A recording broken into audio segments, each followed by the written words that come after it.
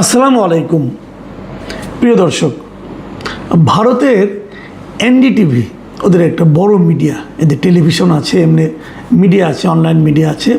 সেই এনডিটিভির সঙ্গে একটা এক্সক্লুসিভ ইন্টারভিউ দিয়েছেন আওয়ামী লীগের সভানেত্রী, বাংলাদেশের সাবেক প্রধানমন্ত্রী শেখ হাসিনা।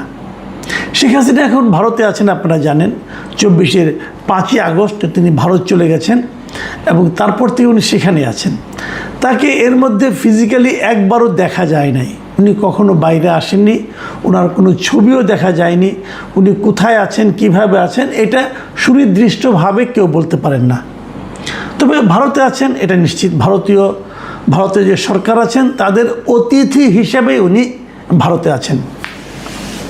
বাংলাদেশ সরকার এর মধ্যে বলেছেন যে তাকে আমাদের দেশে ফেরত দেওয়ার জন্য, সে বিষয়ে অবশ্য কোনো খবর পাওয়া যায়নি। তো উনি ওখানে বসে এনডিটিভিকে একটা এক্সক্লুসিভ ইন্টারভিউ দিয়েছেন এবং ইন্টারভিউটা নেওয়া হয়েছে এভাবে, ওখানে কোনো শেখ হাসিনার বর্তমান সময়ের কোনো ছবিও ছাপা হয়নি। ওনারা প্রশ্নগুলো ওনাকে পাঠিয়েছিলেন, মানে এনডিটিভি প্রশ্নগুলো পাঠিয়েছিলেন শেখ হাসিনাকে। এনডিটিভির পক্ষে এটা রিপোর্ট করেছে নেহা চন্দ্রা, উনি করেছেন। আজকে 29শে জুন এটা এনডিটিভিতে প্রচারিত হয়েছে, মানে গভীর রাতে আর কি, আমাদের সময় 28 তারিখ দিবাগত রাত 12টা 27 মিনিট এটা ওরা অন এয়ার করেছে। সেখানে এই ইন্টারভিউটা ওনারা লিখিত আগের প্রশ্নগুলো পাঠিয়েছিলেন ইমেইলের মাধ্যমে। শেখ হাসিনা সেটাকে ইমেইলের মাধ্যমেই জবাবটা দিয়েছেন। এই বড় ইন্টারভিউ, অনেক বড় ইন্টারভিউ, আপনারা পাবেন, ইন্টারনেটে গেলেই পাবেন, চেক করলে পাবেন। সেখানে অনেক কথা উনি বলেছেন। ইন্টারভিউটার শিরোনাম হলো I will return to my country this ইয়ার, আমি এবছরই আমার দেশে ফিরে যাব। এই হলো শেখ হাসিনার মূল বক্তব্য, এটা তার শিরোনাম করেছে। এবং ভেতরে আমি যতটুকু পড়েছি, আমি পুরোটাই পড়েছি, আমি যতটুকু পড়েছি সেখানে মূল বক্তব্য কিন্তু এটাই যে উনি দেশে ফিরে আসবেন এবং উনি কেন ফিরে আসবেন সেগুলো উনি সবিস্তারে বর্ণনা করেছেন। তারপরে এর মাঝে কি কি ঘটেছে না ঘটেছে সেগুলো নিয়ে অনেক কথা, এবং এখান থেকে একাধিক বিষয় নিয়ে আলোচনা করার সুযোগ আছে। আমি সময় পেলে, আপনাদের আগ্রহ থাকলে হয়তো পরবর্তী সময়ে করব। কিন্তু আমি আজকে আলোচনা করব যে এই যে এটা শিরোনাম করেছে, প্রথম যে প্রশ্নটাই ছিল এইটাই, এবং সেই প্রথম প্রশ্নে যে জবাব উনি দিয়েছেন যে আমি দেশে এবছরই ফিরে যাব, সেটা নিয়ে আমি একটু আসলে কথা বলতে চাই যে শেখ হাসিনা কেন এই কথা বললেন, উনি কি আদৌ ফিরবেন, ফিরলে কীভাবে ফিরবেন, কোন ফরম্যাটে ফিরবেন, ওনার ফেরার মতো বাস্তব অবস্থা এই মুহূর্তে দেশে আছে কি না, অথবা উনি সেই অবস্থা তৈরি করে নিতে পারবেন কি না, এগুলি হবে আমাদের আলোচনার বিষয়বস্তু। উনি কিন্তু বলেছেন যে আমার যে ফিরে আসার প্রশ্নটা, এটা আমার ব্যক্তিগত কোনো আকাঙ্ক্ষার কারণে না। উনি এটা স্পষ্ট বলেছেন, আমি বাংলাদেশের মানুষের রাজনৈতিক অধিকার চাই, আমি ডেমোক্রেসি মানে গণতন্ত্রের আবার সেটা বাস্তবায়িত হোক এটা চাই, আইনের শাসন চাই, এবং আমাদের মুক্তিযুদ্ধের যে চেতনা সেই চেতনার আমি বাস্তবায়ন চাই। এইগুলি হলো না বক্তব্য, এবং এই চাওয়ার জন্যই উনি আসবেন। প্রশ্ন কিন্তু উঠবে যে আপনি তো 15 বছর ক্ষমতায় ছিলেন, তখন এইগুলোর কোনটা ছিল? ডেমোক্রেসি ছিল? মানুষের কি রাজনৈতিক অধিকার, গণতান্ত্রিক অধিকার ছিল? মানুষ কি নির্বিঘ্নে ভোট দিতে পারত? এই প্রশ্নগুলো কিন্তু আসবে, যেহেতু উনি এই কথাটাই প্রথমে বলছেন যে উনি নিজের ব্যক্তিগত আকাঙ্ক্ষার কারণে আসবেন না, এই সমস্ত কারণে আসবেন। তো এই সমস্ত কারণে যেটা আপনি জনগণকে দিতে চাচ্ছেন, যখন আপনি ক্ষমতায় ছিলেন তখন কি আপনি এগুলো দিতেন? এটা কিন্তু মানুষের রাজনৈতিক অধিকারকে আপনি দিতেন না। এখন আপনি বলবেন যে আমি তো আমার রাজনৈতিক অধিকার পাচ্ছি না, এটা সত্য, আপনিও পাচ্ছেন না। যে অন্যায়টা আপনি করেছেন সে অন্যায়টা আপনার দলের প্রতি কিন্তু এখন করা হচ্ছে। যারা এখন ক্ষমতায় আছেন, যারা বিরোধী দলে আছেন, জামাতে ইসলাম বলেন, এনসি বলেন, তারা যে কথাই বলুক না কেন, আমি ব্যক্তিগতভাবে মনে করি যে আওয়ামী লীগকে সেই রাজনৈতিক অধিকারটা দেওয়া হচ্ছে না, এবং এটাকে আমার বিবেচনা গণতন্ত্র বলে না। যাই হোক, সেটা অন্য প্রসঙ্গ, ওই আলোচনায় পরে আসি। আমরা বরং দেখতে চাই যে শেখ হাসিনা যদি ফিরতে চান উনি কীভাবে ফিরবেন, বাস্তবতাটা খেয়াল করেন। শেখ হাসিনা তো এরই মধ্যে ওনার বিরুদ্ধে একটা মামলার রায় হয়েছে, সেই মামলায় ওনার বিরুদ্ধে ফাঁসির দণ্ডাদেশ দেওয়া হয়েছে, মানে উনি এলে উনি ফাঁসির আসামি হিসাবে দেশে ঢুকবেন। এবং তারপর উনি যদি বলেন যে না, আসামি তো নিম্ন আদালতে হয়েছে, আইসিটিতে হয়েছে, আমি এটা উচ্চ আদালতে আপিল করব, আইনি লড়াই লড়ব, সেই সুযোগ তো অবশ্যই উনি পাবেন। কিন্তু এতদিনে সেটা আপিল করার সময় আছে কি না আমি ঠিক জানি না। তারপরে আমি জানি না কী হবে, কিন্তু উনি এই কথা বলতে পারেন যে আমি আইনি লড়াই লড়ার জন্য আসছি, এটা হতে পারে। কিন্তু এটা কি ওনার জন্য একটু ঝুঁকিপূর্ণ হয়ে যাবে না? একবার ভাবুন, উনি কি এই ঝুঁকিটা নেবেন? আমরা কিন্তু এই ধরনের ঝুঁকি আগে নিতে দেখিনি। আমাদের যিনি বর্তমান প্রধানমন্ত্রী আছেন তারেক রহমান, ওনার তো মৃত্যুদণ্ডের আদেশ ছিল না, উনি একটা মামলায় যাবজ্জীবন কারাদণ্ডপ্রাপ্ত আসামি ছিলেন 21 আগস্ট গ্রেনেড হামলা মামলায়। সেই মামলায় ওনাকে যাবজ্জীবন দণ্ড দেওয়া হয়েছিল। তো উনি যদি আসতেন তাহলে হয়তো ওনার যাবজ্জীবন দণ্ড হতো, জেলে থাকতেন। কিন্তু তিনি আসেননি কেন? তাহলে উনি কি আইনের প্রতি শ্রদ্ধা দেখাননি?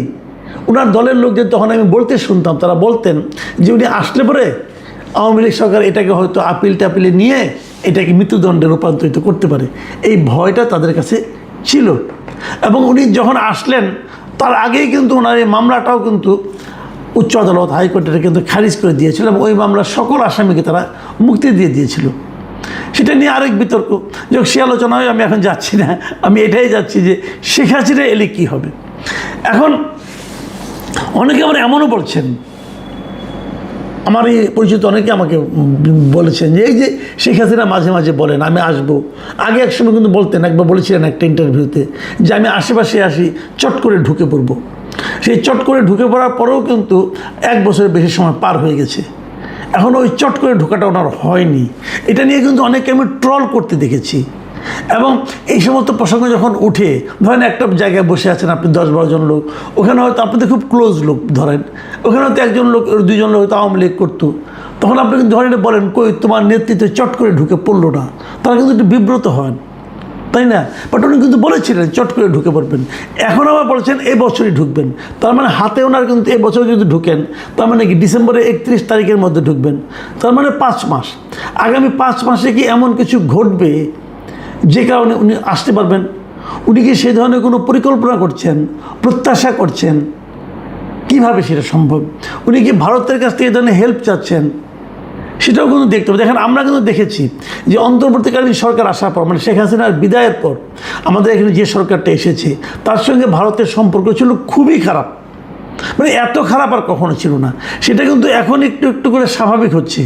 আপনারা জানেন যে এই মাসের 28 তারিখ থেকে ভারত তাদের দেশে, আমাদের বাংলাদেশিদের জন্য পর্যটন ভিসা, ট্যুরিস্ট ভিসা ওপেন করে দিচ্ছে। তার মানে এটা কিন্তু একটা বড় ইন্ডিকেশন যে ভারতের সঙ্গে আমাদের সম্পর্ক স্বাভাবিক হচ্ছে।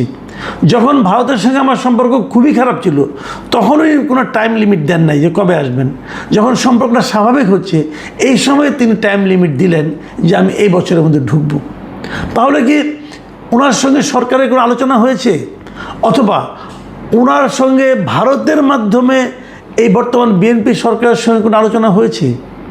এটাও কিন্তু অনেকে বলতে পারেন, হতেও পারে, নাও হতে পারে, আমরা তো জানবো না আপাতত। কিন্তু ওনার এই কথা থেকে কিন্তু এই প্রশ্নটা উঠছে। এই ধরনের প্রশ্ন ওনাকেও করা হয়েছিল। উনি বলছেন যে উনি কারোর সঙ্গে আতাত করে আসছেন না। যারা আমরা দেখেছি আমাদের ইতিহাসে, যারা সবচেয়ে বেশি আতাত করে কিছু করেন তাকেও যদি জিজ্ঞাসা করা হয়, উনি বলেন যে না, আমি কোনো আতাত করে আসছি না, আমি জনগণের শক্তি নিয়ে আসছি। হ্যাঁ, এটা একটা ব্যাপার বটে। উনি কি জনগণের শক্তি নিয়ে আসছেন? জনগণের শক্তি কি ওনার পক্ষে এখন বাংলাদেশে প্রস্তুত হয়ে আছে? বাংলাদেশে ওনার যে পলিটিক্যাল পার্টি আওয়ামী লীগ, তাদের কিন্তু রাজনৈতিক কর্মকাণ্ড বাংলাদেশে একেবারেই নিষিদ্ধ। ওনাদের বিরুদ্ধে, ওনাদের দলের বিরুদ্ধে একটা বিচার শুরু হয়েছে। সেই বিচারের রায় কি হবে না হবে আমরা এখনও জানি না। যদি সেই বিচারের রায় না হওয়া পর্যন্ত ওনাদের দলের রাজনৈতিক কর্মকাণ্ড বাংলাদেশে এখন স্থগিত আছে। তাহলে ওনার দল তো রাস্তায় বেরোতে পারে না, ওনার দল তো ওনার নামে একটা স্লোগান দিতে পারে না। তাহলে উনি যদি আসেন, ধরা যাক উনি প্লেনে করে আসলেন, এয়ারপোর্টে নামলে ওনাকে কে অভ্যর্থনা জানাতে যাবে? কারণ আওয়ামী লীগের লোকজন রাস্তায় তো নামতে পারে না, তাদের তো নামতে দেওয়া হয় না। তাহলে কে আসবে, কে ওনাকে অভ্যর্থনা জানাবেন? আমরা ধরে নিচ্ছি সরকার অভ্যর্থনা জানাবেন, মানে সরকার তাকে ধরে নিয়ে, যেহেতু ওনার বিরুদ্ধে ফাঁসির রায় আছে, ওনাকে নিয়ে তারা জেলে ঢুকাবেন। এটা কিন্তু সম্ভব। যদি জেলে ঢুকে যান তারপরে কী হবে, ওনাকে অপেক্ষা করতে হবে। তবে এটা কিন্তু আমি বলতে পারি যে ওনার এই ফিরে আসার ঘোষণাটা ওনার দলের যারা নেতাকর্মী আছেন, দলের উপরে আছেন অথবা যেভাবে থাকেন, খুব ভালো অবস্থায় নাই। ওনার দলের নেতাকর্মী যারা দেশে আছেন তারা মোটামুটি একটু বিপাকে আছেন। তাদের মধ্যে কিন্তু একটা ইতিবাচক শক্তি দিবে, এটা আমার ধারণা। মনে করেন ওনারা কিন্তু প্রায়ই বলেন যে আমরা খুব শিগগিরই ফিরে আসব, আমরা মাঠে থাকব, মাঠে তো আমরা এখনই আছি, আরও দ্বন্দ্ব প্রতাপের সঙ্গে থাকব, আমাদের নেতারা ফিরে আসবেন, এগুলো ওনারা প্রায় বলেন। তার মধ্যে যখন শেখ হাসিনার এই কথাটা আসে যে আমি ডিসেম্বরের মধ্যে ফিরে আসব, একটা সময়সীমা নির্ধারণ করে দেওয়া হয়, তখন বুঝতে হবে এটা তাদের মধ্যে একটা ইতিবাচক শক্তি যোগাবে, এতে কোনোই সন্দেহ নাই। কিন্তু তার একটা নেতিবাচক দিকও আছে। নেতিবাচক দিকে এরকম যে আগেরবার যখন উনি বলেছিলেন যে চট করে ঢুকে পড়বো, তারপরে নামের তালিকা করো, কারা গেলে বাড়ি পুড়িয়েছে তাদের বাড়ি পুড়িয়ে, এই যে কথাগুলি বলেছিলেন, এগুলোর মধ্যে এক ধরনের কিন্তু হঠকারিতা আছে। হঠকারিতা এই কারণে দেশের অনেক যারা নেতাকর্মী আছেন আওয়ামী লীগের, তারা হয়তো এটার উপর বিশ্বাস করে মাঠে নেমে যান, এবং তারা তখন কিন্তু প্রশাসন, সরকার, পুলিশ এদের দ্বারা নানাভাবে ভোগান্তির শিকার হন, দৌড়ের উপর থাকেন। অনেক আওয়ামী লীগের লিডার আছে আমি যাদেরকে চিনি না হয়তো বা, কিন্তু রাস্তাঘাটে দেখা হয়, আমার সঙ্গে দেখা হলে ওনারা এসে পরিচয় দেন, ভাই আমি তো অমুক জায়গার আওয়ামী লীগের লিডার। এরকম হয়তো ঢাকা শহরে অনেকে রিক্সা চালান, এমনও দেখেছি। থানা পর্যায়ের আওয়ামী লীগের নেতা ছিলেন মোটামুটি, এখন তারা ঢাকা শহরে রিক্সা চালাচ্ছেন, কিন্তু তারা কিন্তু অপেক্ষা আছে। তাদের সঙ্গে কথা বললে তাদের ভেতরে যে ক্ষোভটা, যে আগুনটা, সেটা কিন্তু আমি টের পাই। এবং তারা কিন্তু বলেন এটা যে আমরা এখন বিপাকে আছি, মামলাগুলি আছে, এই জন্য আমরা এখানে আছি, আমরা হয়তো অন্য কোনো বাড়িতে থাকতে পারতাম, লোক এসে খোঁজ দিত, কিন্তু এখন যে অবস্থায় আছে এটা কেউ হয়তো বিশ্বাসই করে না যে আমি এরকম করতে পারি, এটা আমি করছি, এটা আমাদের একটা স্ট্র্যাটেজি। তো এই বিষয়গুলো কিন্তু আমি দেখেছি ভাই, কাজেই সেটার একটা প্রেরণা হয়তো ওনারা পাবেন ওনার এই বক্তব্য থেকে, কিন্তু পাশাপাশি ওইটাও আছে যে তাদের স্বাভাবিক জীবনযাপনও কিন্তু ক্ষতিগ্রস্ত হচ্ছে। কাজে আপনার একটা কথা যেটা আপনি বাস্তবায়ন করতে পারবেন না, সেটা বলে এত লোকের স্বাভাবিক জীবনযাপনকে ক্ষতিগ্রস্ত করা, এটাও কি আপনার ঠিক হচ্ছে কিনা, এটাও আমি শেখ হাসিনাকে ভেবে দেখতে বলবো। কারণ আইনগতভাবেই সরকার বিষয়টাকে নিয়ে গেছে। আইনে যদি বিচারে যদি বলা হয় না দল হিসেবে আওয়ামী লীগকে নিষিদ্ধ করার কোনো প্রয়োজন নাই, তাহলে তো আওয়ামী লীগ তখন তো ওপেন হয়ে গেল। তারপরে তো রাজনৈতিক কর্মকাণ্ডের মাধ্যমে আপনার অথবা অন্য কারো ফিরে আসা অথবা দল গঠিত হওয়া, সেগুলো নির্ভর করে। আমি যেটা বলছিলাম আরেকটা কথা, যে পুলিশ যদি ওনাকে গ্রেপ্তার করে নিয়ে যায় তাহলে কী হবে, এই ধরনের কিন্তু একটা প্রশ্ন এনডিটিভি তাকে করেছিলেন, ওনাকে করেছিলেন। উনি তার জবাব দিয়েছেন যে এই সরকার বিচার বিভাগকে রাজনীতির হাতিয়ার হিসেবে ব্যবহার করছে, এবং এরকম ঘটনা আগেও হয়েছে, এই দেশে এগুলি হয়।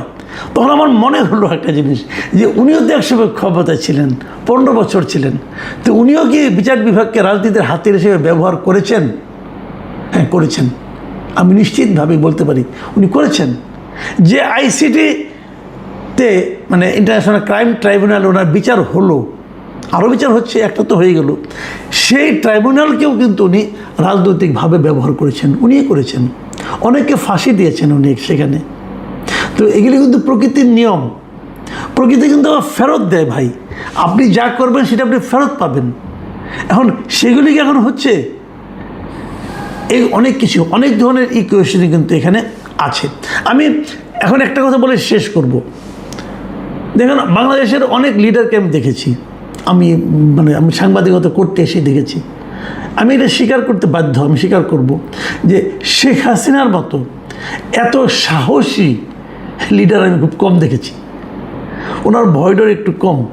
কাজে উনি যদি বলেন যে আমি চলে আসব, উনি কিন্তু আসতে পারেন, উনি কিন্তু আসতে পারেন। সেই গার্ডস, সেই সাহস ওনার আসলেই আছে। তো উনি যদি চলে আসেন, ধরা যাক আমরা এটা 1/11 সময় দেখেছি, বিভিন্ন ঘটনার প্রেক্ষিতে ওনাকে বলা হয়েছিল আপনি যায়েন না, উনি কিন্তু চলে আসছেন।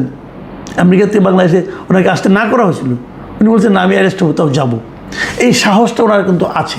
তো যদি ধরা যাক হাইপোথেটিক্যালি যে উনি চলে এলেন, এয়ারপোর্টে পুলিশটাকে অভ্যর্থনা করলো, পুলিশটাকে নিয়ে জেলে ঢুকালো, তারপর কি হবে? এইটা কিন্তু আবার আমাদের এখানে দেশে যারা আওয়ামী লীগের লিডার যারা আছেন তাদের মধ্যে কিন্তু একটা প্রবল একটা শক্তি যোগাবে, উদ্দীপনা যোগাবে। তো সেই অবস্থাটা কি দেশের জন্য ভালো হবে? আবার ধরেন ওনাকে গিয়ে উনি এসেই পড়লেন, আসার পর সরকারের পক্ষে কি সম্ভব হবে ওনার বিরুদ্ধে যে বিচারের রায় সেটা কার্যকর করা? এটাও কিন্তু একটা বড় প্রশ্ন। যদি সেটা করতে যায়, এই দেশে আওয়ামী লীগের যে বিপুল সংখ্যক কর্মী সমর্থক আছে তাদের কি প্রতিক্রিয়া হবে? সেই প্রতিক্রিয়া কি সরকারের পক্ষে ধারণ করা সম্ভব হবে? এগুলো নানা ধরনের ইকুয়েশন কিন্তু আছে। যদিও আমি দেখলাম সরকারের অনেকে বলছেন যে শেখ হাসিনা যে আসার কথা বলেছেন এটা রাজনৈতিক স্ট্যান্ডবাজি একটা, এটার আসলে কোনো ভিত্তি নেই, এমনি একটি চমক সৃষ্টি করার জন্য হচ্ছে। হতে পারে, আবার নাও হতে পারে। যারা শেখ হাসিনাকে আসলেই চেনেন তাদের মধ্যে অনেকের কাছে মনে হবে এটা হতেও পারে, মানে কোনো ধরনের চমক সৃষ্টি নয়, উনি যা বলেছেন মিন করে বলেছেন। আমি জানি না কোনটা কী শেষ পর্যন্ত কী হবে, কিন্তু আমি এটা অন্ততপক্ষে বলতে পারি যে এই ঘটনাকে কেন্দ্র করে, ওনারে আসতে চাওয়ার কথাকে কেন্দ্র করে এই দেশের রাজনীতিতে হয়তোবা নতুন করে একটু নাড়াচড়া শুরু হবে। প্রিয় দর্শক, শেখ হাসিনার এই ইন্টারভিউ নিয়ে আমরা পরবর্তী সময় যদি সময় পাই আরও কতগুলি পয়েন্ট নিয়ে আমরা কথা বলবো। আপাতত এ পর্যন্তই। আল্লাহ হাফেজ।